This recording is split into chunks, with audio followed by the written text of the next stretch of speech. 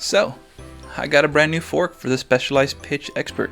This is the Rockshox Recon RL Silver. For anybody who's watched any of my old videos, this is actually the exact same fork that I put on my girlfriend's bike, the Marin Bolinas Ridge 1. This fork gives you a lot of options. It gives you the ability to lock out your suspension when you want to climb, and the ability to unlock it when you're trying to descend. It's actually been a great fork so far for her bike, so I thought, you know what? I kind of want this fork too. It also gives you more suspension options, like the ability to adjust the rebound dampening to make it slower or faster with just the simple flip of a switch.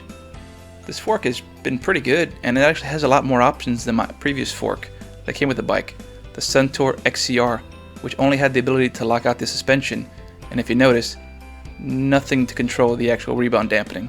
So I did not have a lot of options when using this fork, so I decided to upgrade.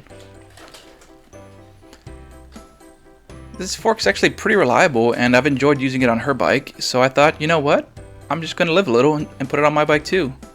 Didn't need to shop around, so I knew it was already a good fork. For anybody who has any questions, let me know. Thanks for watching, and have a great day.